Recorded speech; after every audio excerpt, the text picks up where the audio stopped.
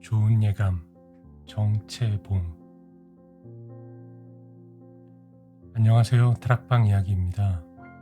생각보다 바빴던 3월이 지나고 4월을 맞는 첫 휴일, 오랜만에 책장에 오랜 시간 잠들어 있던 책들을 정리했습니다.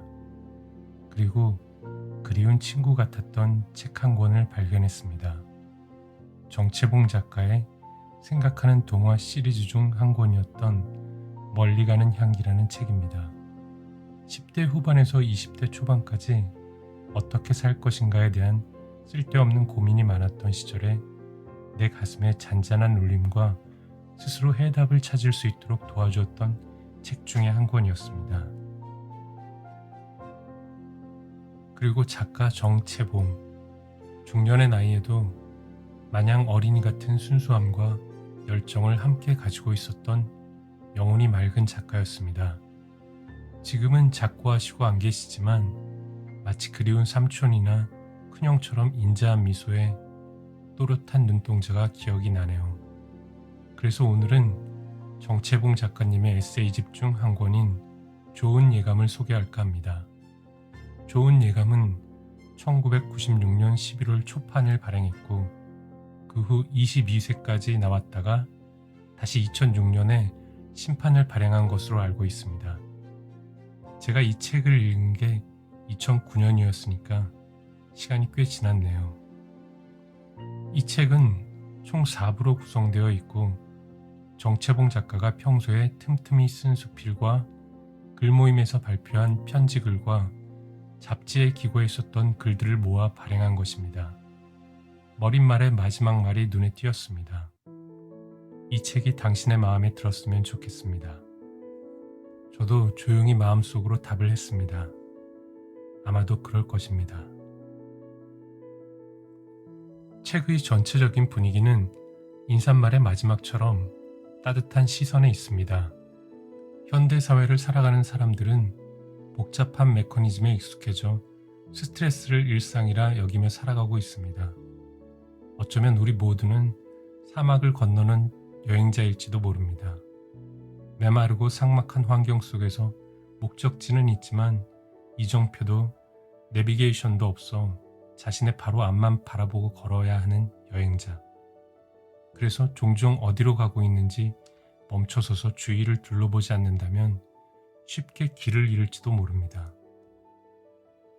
길을 잃고 사막을 헤매던 여행자가 우연찮게 발견하게 된 오아시스가 앞서 잠시 얘기한 멀리 가는 향기라는 책이라면 좋은 예감은 오아시스 물로 목을 축이고 야자수 그늘에 앉아 자신이 걸어온 길을 돌아보는 느낌입니다. 지치고 힘든 여정이었지만 멈추지 않고 다시 사막을 헤쳐나갈 기운을 불어넣어주고 있습니다.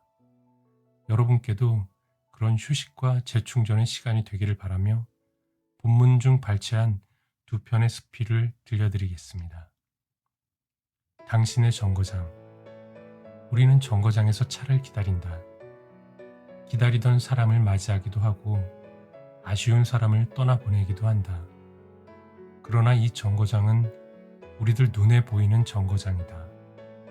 정작 중요한 것은 사람들 눈에 보이지 않는 정거장을 통해 오기도 하고 떠나기도 한다는 것이다. 우리는 이 보이지 않는 정거장에 나가 맞아들이고 떠나보낼 수 있는 것을 각자가 선택할 수 있다.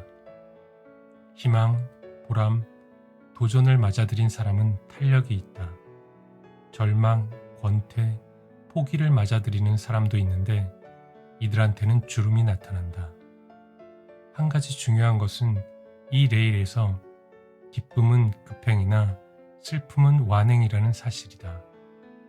그리고 찬스를 실은 열차는 예고 없이 와서 순식간에 떠나가나 실패를 실은 열차는 늘 정거장에 대기하고 있다는 것이다. 그리고 이 보이지 않는 정거장에서는 자기 마음에 들지 않는다고 해서 그냥 돌아오지 못한다.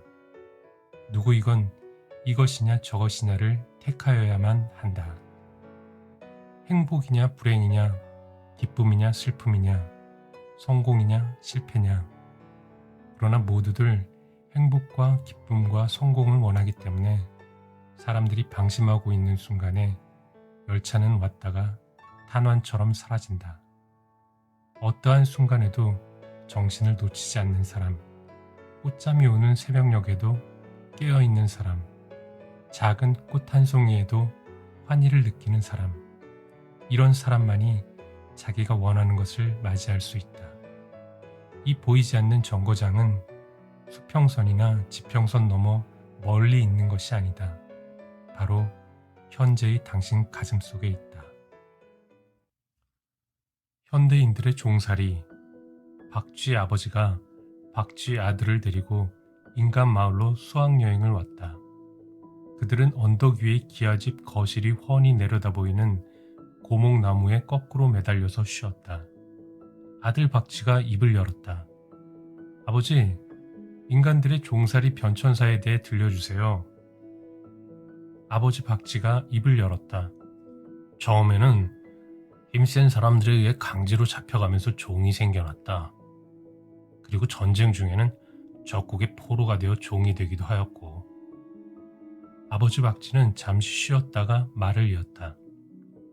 부모를 종으로 타고 나서 꼼짝하지 못하고 종이 되기도 하였다.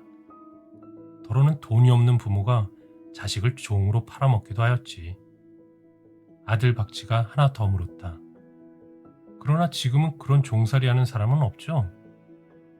아버지 박쥐가 찌찌찌 웃고 나서 말했다. 아니다. 종살이를 다시 시작하고 있는 인간들이 많다. 아들 박쥐가 눈을 동그랗게 떴다. 아니 아버지, 인간들은 이제 많이 깨우쳤잖아요. 깨우쳤지. 그러나 지금은 집집마다 이상한 기계를 상전으로 모시고 있어. 어떡해요? 거기에서 웃기는 쇼를 한다 하면 일제히 그 앞으로 모여. 그때 아버지가 심부름을 시키면 들은 척도 안 하지. 연속극을 해봐라. 그럴 땐 손님이 와도 속으로 욕을 한다. 대단한 상전을 모신 셈이지. 이때 사고가 있었는지 기와집의 전깃불이 깜빡 꺼졌다. 한바탕 발소리가 들리더니 촛불이 하나 밝혀졌다. 그러자 그 집 사람들의 말소리가 들렸다. 얘야, 너 거기 있었니? 네 엄마는 어디 계셨어요? 나도 여기 있었단다. 무엇 하고 있었니? 컴퓨터 게임하고 있었어요. 어머니는요? 나는 TV 연속극 보고 있었단다. 여기까지 짧은 수필 2편을 소개해드렸습니다. 어떻게 들으셨는지 모르겠네요. 오늘 아침에도 정거장에 서서 버스를 기다리고 있었습니다. 보이지 않는 버스가 우리의 행복과 불행과 슬픔과 기쁨을 싣고 오는 것이 느껴지시나요? 때로는 잘못된 선택일 수 있고 때로는 선택에 후회가 따르기도 할 것입니다. 가끔은 환승 정류장에 있는 것처럼 우리 마음에도 갈아탈 수 있는 기회가 있었으면 좋겠습니다. 다만 환승 시간에 늦지 않게 조심하세요. 감사합니다. 또 만나요.